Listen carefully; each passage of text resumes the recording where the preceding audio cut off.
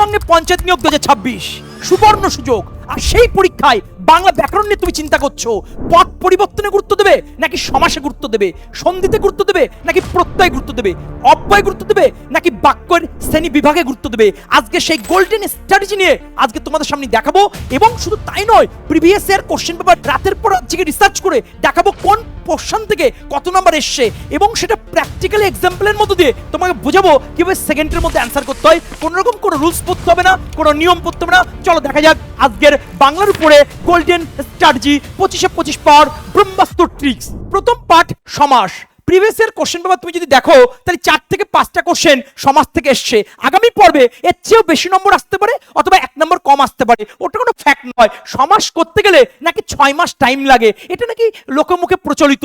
আমরা বলছি একদম নয়, সেকেন্ডের মধ্যে করবে। এবং previous year question paper research করে কথাটা বলছি। চলো দেখা যাক এর বিষয়ে দুটো একটা এক্সাম্পল। দেখো কুসুম কোমল, কুসুমের মতো কোমল, তাহলে কিচ্ছু পড়ার দরকার নেই। ছোট্ট একটা ট্রিক্স বলছি, যখন কোশ্চেনের মধ্যে মতো বা ন্যায় কথা থাকবে, যখন প্রশ্নের মধ্যে মতো বা ন্যায় কথা থাকবে, আমার সাথে সাথে রিপিট করো, যখন প্রশ্নের মধ্যে মতো বা ন্যায় কথা থাকবে তখন অ্যান্সার হবে উপমান কর্মধারায়। অ্যান্সার কি হবে? উপমান কর্মধারায়। যখন প্রশ্নের মধ্যে মতো বা ন্যায় থাকবে তখন অ্যান্সার কি হবে? উপমান কর্মধারায়। কোনো ডেফিনিশন নয়, কোনো রুলস নয়। দেখো তাহলে উপমান কর্মধারায় কোন অপশন আছে বেটা? এ দাগে 2018 সালে পরীক্ষার কোশ্চেন, এই ওরিয়েন্টেড বেশ কিছু কোশ্চেন আমরা দেখব। চলে এসো পরের কোশ্চেন। তুষারের ন্যায় শুভ্র, তুষারের ন্যায় শুভ্র। একটু আগে কি বললাম বাবা? ন্যায় বা মতো থাকলে কি হবে? ন্যায় বা মতো থাকলে কি হবে? উপমান কর্মধারায়। কোন অপশন আছে? এ দাগে। চলে এসো 4 দাগের কোশ্চেন। অরুণের ন্যায় রাঙা। দেখো কি আছে? ন্যায় আছে। আমরা এইভাবে ক্লাসের মধ্যে ছেলে মেয়েদেরকে তৈরি করে দিই, কোন রকম কোনো নিয়ম নয়, রুলস নয়, শুধু দেখবে অ্যান্সার করবে, এইভাবে ব্যাচে কিন্তু চলছে আমাদের। তাহলে ন্যায় রয়েছে, তাহলে ন্যায় থাকলে কি হবে? উপমান কর্মধারায় সমাস। তার অ্যান্সার হচ্ছে ডি দাগে। চলে এসো 5 দাগে। কাজলের ন্যায় কালো, ন্যায় বা মতো থাকলে কি হবে?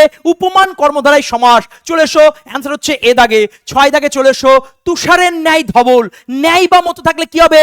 উপমান কর্মধারায় সমাস।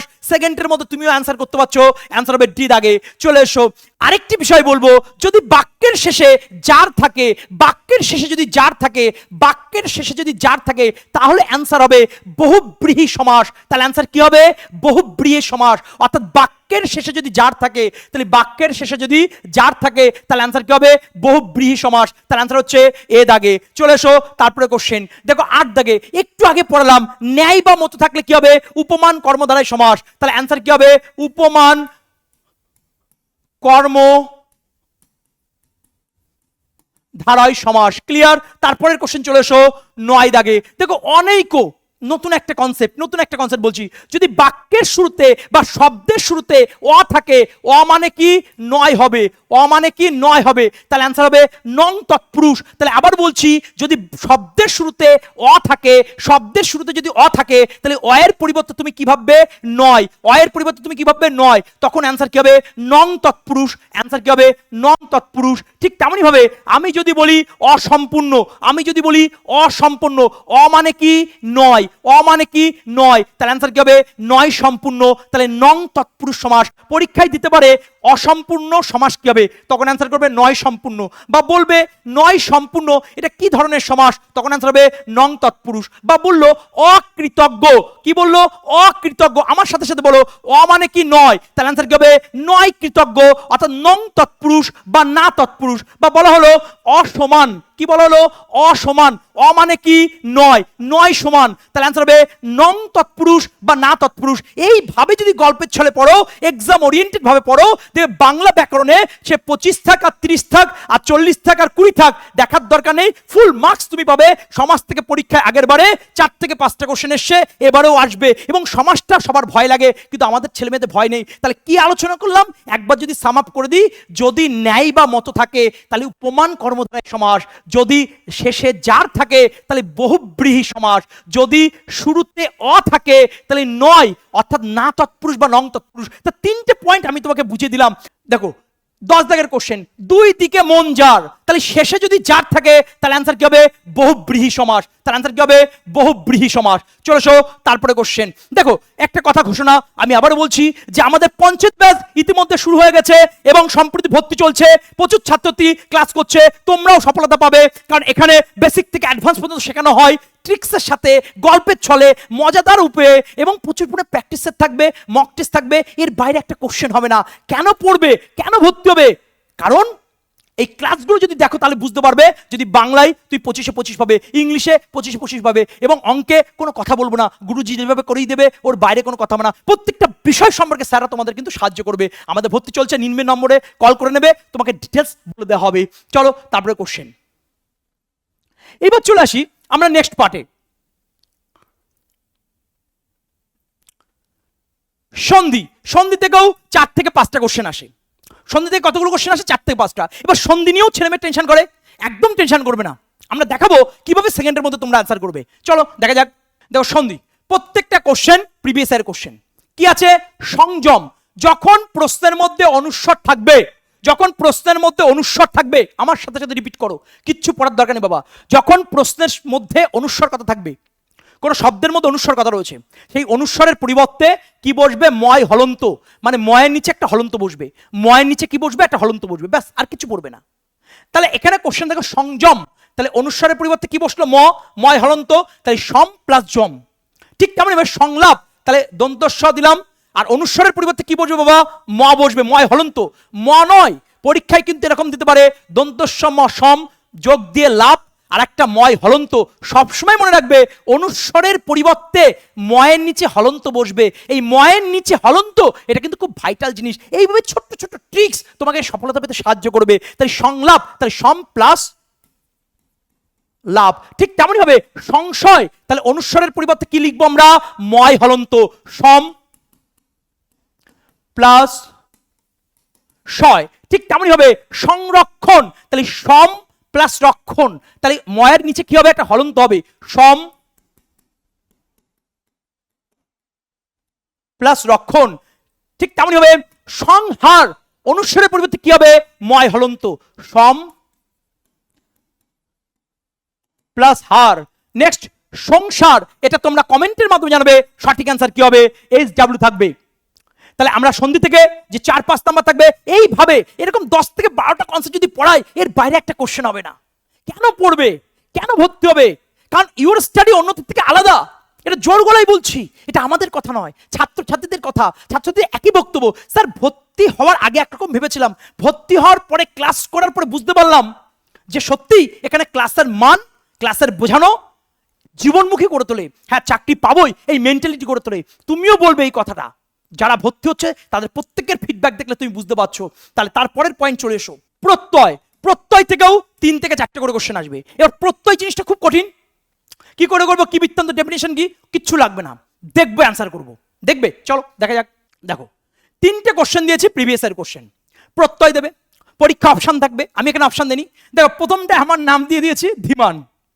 ধীমান, তাহলে যখনই শব্দের শেষে মান কথা থাকবে, ভালো করে বোঝো, শব্দের শেষে যখন মান কথা থাকবে, শব্দের শেষে কি থাকবে? মান, ময়াকা দন্তন্য মান।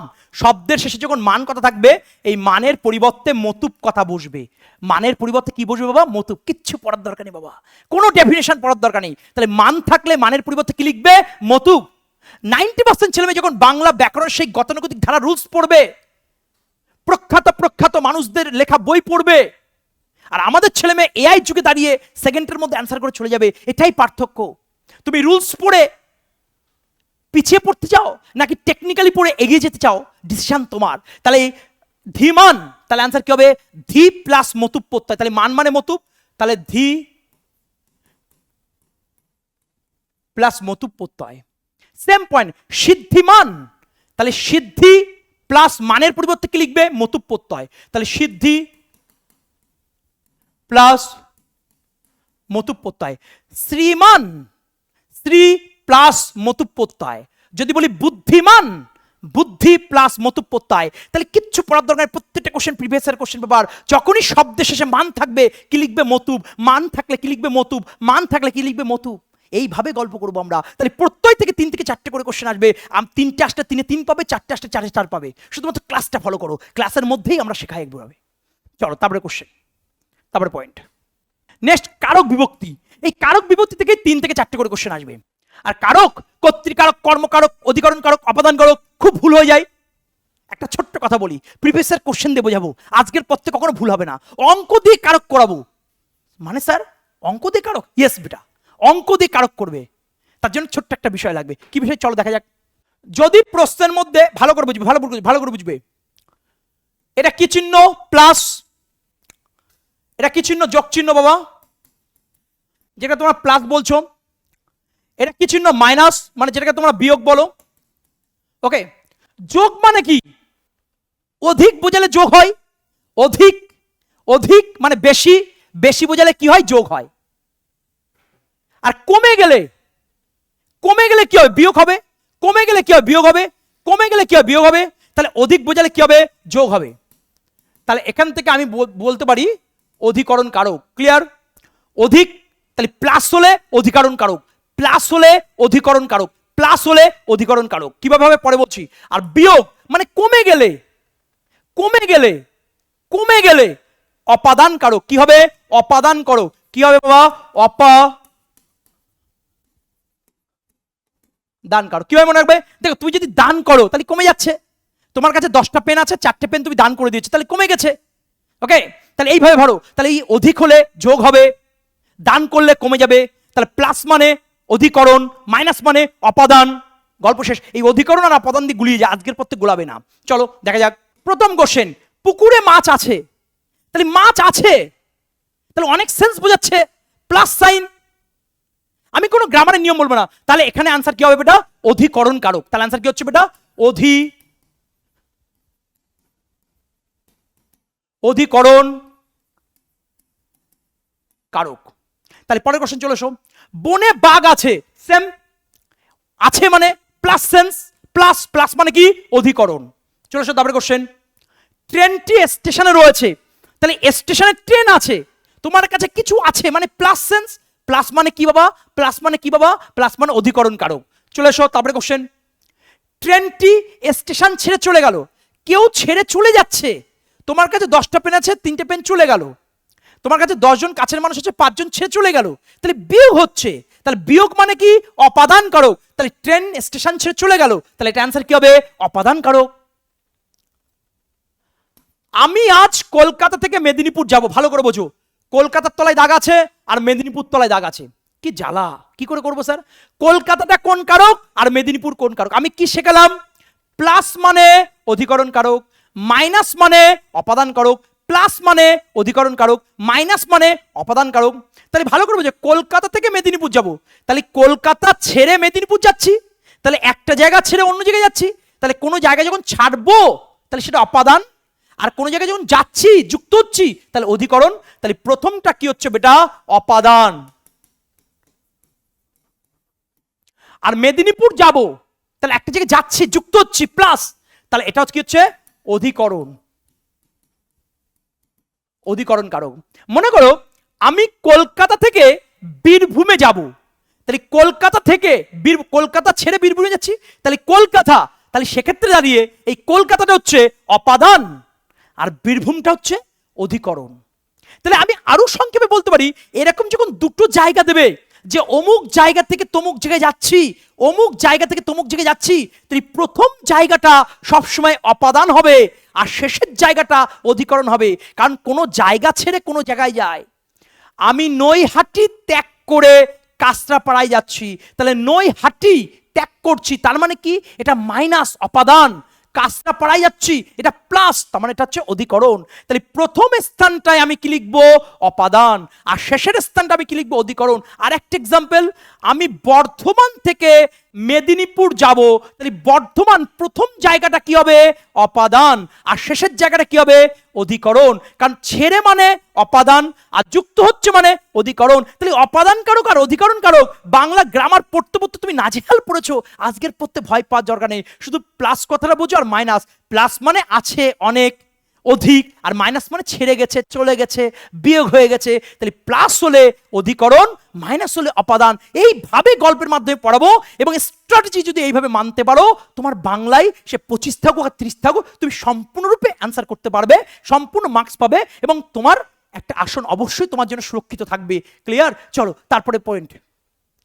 ছাদে জল পড়ে, তাহলে ছাদ রয়েছে, ছাদে জল পড়ে, খুব ভুল করে, মানে ভুলভাল করে। ছাদ রয়েছে, ছাদে জল পড়ছে, যুক্ত হচ্ছে কিছু, তাহলে সেটা কি হচ্ছে বেটা? সেটা হবে অধিকরণ কারক। চলে এসো তারপর কোশ্চেন। ছাদ থেকে জল পড়ে, তাহলে ছাদ থেকে জল পড়ে মানে ছাদ ফুটো হয়ে জল পড়ছে, ছাদ থেকে জল পড়ছে মানে ছাদে জল পড়ে মানে জল যুক্ত হচ্ছে, প্লাস মানে অধিকরণ। কিন্তু ছাদ থেকে জল পড়ছে, ছাদে জল আছে, সেই জলটা পড়ে যাচ্ছে, তাহলে বিয়োগ হয়ে যাচ্ছে, এই যে একটা গন্ডগোল হয়। ছাদ থেকে জল পড়ছে, তাহলে এক্ষেত্রে আমার এটা আনসার কি হবে? অপাদান কারক। ওকে, ছাদে জল পড়ে মানে জল যুক্ত হচ্ছে, অধিকরণ। আর ছাদ থেকে জল পড়ে, ছাদ থেকে জল পড়ে মানে ছাদ ফুটো হয়ে গেছে, জল পড়ছে মানে কমে যাচ্ছে, কমে যাচ্ছে মানে কি? অপাদান। বিয়োগ মানে অপাদান, প্লাস মানে অধিকরণ, তাহলে প্লাস মানে কি? অধিকরণ, মাইনাস মানে কি? অপাদান। চলে এসো তারপর পয়েন্ট। শুদ্ধ বানান, এখান থেকে 2 থেকে 3 নাম্বার থাকবে, এখানেও টেকনিক্যালি আমি পড়াবো তোমাদের। নেক্সট পদ পরিবর্তন, এটাও গুরুত্বপূর্ণ, এখান থেকে 2 থেকে 3 নাম্বার থাকতে পারে, খুবই গুরুত্বপূর্ণ। নেক্সট বাক্য সংকোচন, মারাত্মক গুরুত্বপূর্ণ পয়েন্ট, এগুলো আমরা টেকনিক্যালি করাচ্ছি ব্যাচের মধ্যে, তোমাকেও এভাবে তৈরি করে দেওয়া হবে, তুমি দেখবে আনসার করবে। বাংলা আমাদের মাতৃভাষা, মাতৃভাষা মাতৃদুগ্ধের সমান, তা সত্ত্বেও ব্যাকরণে আমাদের গলদ আছে, আমরা অনেক সময় ভুলভাল বলি, কিন্তু আজকের প্রত্যেক কোনো চিন্তা নেই, আমরা ব্যাকরণটা বইয়ের ল্যাঙ্গুয়েজে, বইয়ের ভাষায় পড়াবো না, টেকনিক্যালি পড়াবো, ধীমান স্যারের নিয়মে পড়াবো, বোঝা গেছে? চলো, সমার্থক শব্দ ইংরেজি যেটাকে সিনোনিম বলো, সেটাও টেকনিক্যালি করাবো, এখান থেকেও 3 থেকে 4টে কোশ্চেন আসে। বিপরীত শব্দ 2 থেকে 3টে কোশ্চেন আসে। বাক্যের শ্রেণী বিভাগ, মারাত্মক কোশ্চেন। সরল বাক্য, যৌগিক বাক্য, জটিল বাক্য। ছোট্ট একটা কথা বলি বাবা, সরল বাক্য, যৌগিক বাক্য আর জটিল বাক্য। এই যে একটা ছোট্ট কথা বলবো, যদি প্রশ্নের মধ্যে উন্তুজ্জ থাকে, উন্তুজ্জ, তাহলে সেটাকে আমরা কি বলবো? জটিল বাক্য। স্যার বুঝলাম না। যখন তুমি আসবে তখন আমি যাব, যখন আমার বাবা খাবার নিয়ে আসবে তখন আমি পড়ব, যদি তুমি আসো তাহলে আমি যাব, যদি আমার বাবার শরীর সুস্থ থাকে তাহলে আমি প্রোগ্রামটি করব। এই যে উন্তুজ্জ, কিচ্ছু পড়ার দরকারি বাবা, উন্তুজ্জ যদি থাকে তাহলে জটিল বাক্য। যদি এবং, কিন্তু, অথচ, এবং কিন্তু অথচ এই কথাগুলো যদি থাকে তাহলে সেটাকে বলবো যৌগিক বাক্য। তাহলে উন্তুজ্জ থাকলে জটিল বাক্য, এবং অথচ কিন্তু থাকলে যৌগিক বাক্য, আর বাদ বাকি সরল বাক্য, সেটা ক্লাসে করাবো, চাপ নেওয়ার কিছু নেই। তাহলে চলো নেক্সট, এই বাক্যের শ্রেণীবিভাগ থেকেও 3 থেকে 4 নাম্বার কোশ্চেন দেবে। প্রবাদ, খুব গুরুত্বপূর্ণ পয়েন্ট, এখান থেকে 2 থেকে 3টে কোশ্চেন দেবে। সাহিত্য সংস্কৃতি, এইটা একটু ডিফিকাল্ট পোর্শন, কিন্তু আমি এমন ভাবে করাবো সাহিত্যের মতো লাগবে। সাহিত্যটা কি? আমি যদি বলি চলচ্চিত্র কাকে বলে, তুমি বলবে চলমান শরীরকে চলচ্চিত্র বলে, একদম নয়। অশরীরী আত্মা যখন শরীরী প্রাণীর ন্যায় হাস্য করে, রোদন করে, ইতস্তত ভ্রমণ করে, তার নাম চলচ্চিত্র, এটাকেই সাহিত্য বলি। তো সেই সাহিত্য এবং সংস্কৃত থেকে প্রচুর কোশ্চেন থাকে, 2-3টে কোশ্চেন থাকবেই, কিন্তু আমরা কোনো রকম কোনো ডিফিকাল্ট টার্ম, কোনো সাহিত্য পড়বো না, দেখবো, অ্যান্সার করবো এবং রিসার্চ করে তোমাদের সামনে তুলে দেবো। ওর বাইরে কিছু পড়তে হবে না, ওর বাইরে কোনো নোট পড়তে হবে না, ওর বাইরে কোনো মক টেস্ট পড়তে হবে না। এবং শব্দ প্রকরণ খুব গুরুত্বপূর্ণ জিনিস, এখান থেকে 3 থেকে 4টে কোশ্চেন আসতে পারে, একটাও আসতে পারে, দুটো আসতে পারে। একটা জিনিস মনে রাখবে, এই যে স্ট্র্যাটেজি দিলাম, গোল্ডেন স্ট্র্যাটেজি, এই পাঠগুলো যদি করতে পারো, এই পাঠগুলো যদি বুঝতে পারো, স্যার আপনাদের ইউরোস্টাডি থেকে ভর্তি হতেই হবে সফলতা পাওয়ার জন্য, আমি কিন্তু কখনো সেই কথা বলিনি। তুমি নিজেও পড়তে পারো, তুমি বই থেকেও পড়তে পারো, তাহলে জোর দিচ্ছি, কারণ কি? তুমি বই পড়ে এই জিনিসগুলো পাবে, কিন্তু সমস্যাটা কোথায় বলো তো? সমস্যা হচ্ছে ওই বই পড়ে এত ইনফরমেশন, এত নলেজ, তুমি জ্ঞানী হয়ে যাবে, তুমি জ্ঞান পাপী হয়ে যাবে, কিন্তু চাকরি পরীক্ষায় সেকেন্ডের মধ্যে অ্যান্সার করতে পারবে না। এই পঞ্চায়েতের সুযোগ বারবার আসবে না বাবা, তাই প্রথমবারেই সফলতা পেতে গেলে একজন গুরুর দরকার হবে, আর আমাদের এখানে তোমাকে তৈরি করে দেওয়া হবে। আমি আগেও বলেছি তোমাদেরকে অর্জুন করে দেবো, সারথি আমরা আছি, শুধু লড়ে যাও, লড়ে যাওয়ার ক্ষমতা রাখো, মানসিকতা রাখো। ইউরোস্টাডিতে ভর্তি হবে, কারণ এখানে কোনো রুলস পড়তে হবে না, এখানে কোনো নিয়ম পড়তে হবে না, তুমি দেখবে, অ্যান্সার করবে, কন্ডিশন একটাই, প্রথম থেকে শেষ পর্যন্ত থাকতে হবে।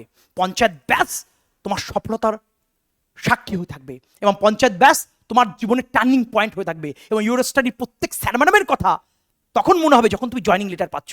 দেখা হচ্ছে বুধবারের ক্লাসে, নেক্সট ক্লাসে। সফলতা পাবে, ধরে থাকো, লেগে থাকো, পড়ে থাকো। জয় হিন্দ, জয় ভারত।